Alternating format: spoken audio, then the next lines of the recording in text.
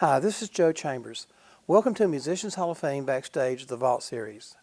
Today's clip was shot back in 2005 at one of my guitar shops, Chambers Guitars, on West End Avenue here in Nashville. I met with the great Reggie Young. Reggie, besides being a phenomenal session musician, also played in the Bill Black combo back in the 60s. When the Beatles first started their tours, they asked for the Bill Black combo to open up their shows for them. The Bill Black combo wore jackets that said BBC, Bill Black combo. But a lot of the girls at the concert tours thought the BBC meant the British Broadcasting Company and thought that these guys, because they wore those coats, had been right next to the Beatles and started stripping them naked, wanting to get these BBC coats. Reggie said it was the scariest part of his life. He also talks about his friendship with George Harrison and traveling across the United States and Europe with the Beatles on these early tours. Hope you enjoy it. If you do, be sure to hit like, subscribe, and the notification bell so you don't miss any of our new content. And we also have a Patreon account for those of you who can help. Once again, the great Reggie Young. It was before I started over at American. Well, actually a few years before, 1964. The Beatles did their first tour of the U.S. and they requested that the Bill Black combo be the opening act of their tour. Well, none of us were touring. We were in the studio. Well, anyway, there was a road band going by that name. A guy named Bob Tucker had the band. Well, it was 30 days in the U.S. and 30 days in Europe. Actually, 30 days in the U.S. with the Beatles, 30 days in Europe was like a trade agreement through the Musicians Union.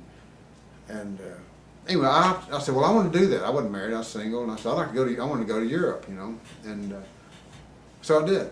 And but we were the exchange band. Like a musician from here could go to Europe and work, or England. Well, they could, through the Musicians Union, they could come over here and work the same number of players. So we were the exchange, this trade agreement through the Musicians Union, and for the Beatles. Yeah, the Bill Black combo was. Really? Yeah. Bill Black went? No, he didn't go. Bill Black, it was just that road band and me. And I was the only original member of the band. So you opened up for the Beatles concerts? We did 30 days here, and then went to New York. Then went to England, and the headliner over there was a guy named Billy J. Kramer, and the Yardbirds. Clapton was playing, and we sit and play after shows because he had an unwrapped third, and so did I. Nobody had unwrapped third strings, you know, because you can bend and play blues and stuff. Even George Harrison didn't then. But the 30 days in the States with the Beatles, we flew everywhere with them. I remember we caught a bus out of Memphis.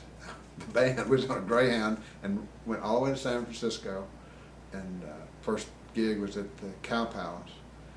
Of course, we went on, and we had to back up the other artist, which was a group called the Exciters, Jackie DeShannon and Frogman Henry and the Righteous Brothers before they were big. Mm-hmm. And so it's like an hour or so of music.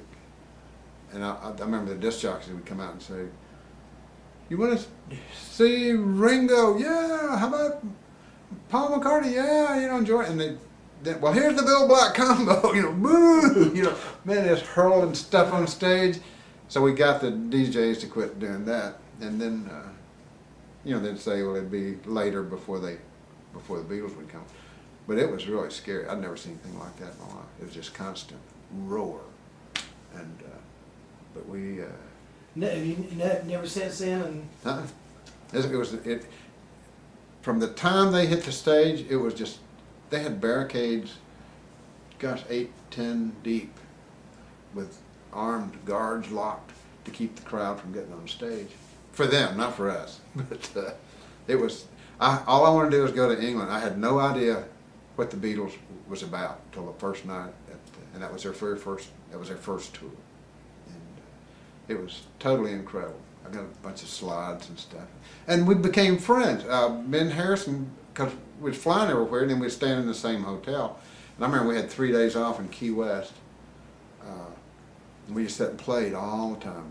You know, we just jam on, you know, they like Chuck Berry and all that stuff. They were, like Pete Drake told me, that when he went over there, they sent a Rolls Royce over to pick him up and have dinner and all this, and he said they were treating me like everybody else was treating them. Yeah. You know? Wow, yeah. I mean, that was because that's who they had listened to, Right. you know, and, Yeah. and so, you know, the Dwayne Eddies and Right. and Burton's and people Yeah. were their Beatles in a sense. Exactly right, yeah. Isn't that something? Mm-hmm.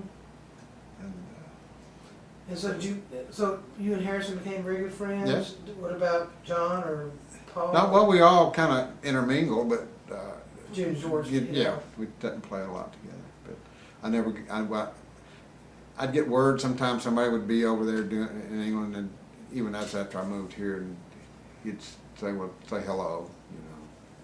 But we never got together. I played on the, Bob Dylan. Had been with CBS, I guess, for 30 years. We did a concert at Madison Square Garden. Mhm. And anyway, Harrison was there, but I didn't get a chance to talk to him. It was just nuts. I was up there with actually Willie and Johnny. Actually, I was up there recording New York with Don Was with Willie, and we with Sinead O'Connor and the whole. It was a. I can't think of the name of that album. It had Gap Dylan sang on it, but anyway, we went over and did some songs on that, and but I did talk to Clapton, and he remembered, you know, back then that '64 tour with the Yardbirds and everything. You know, it was pretty cool. Did Harrison give you any guitars or something? He was going to give me his 12-string Rickenbacker when the tour was over. He said, "Don't you?" He said, "I just get them, you know."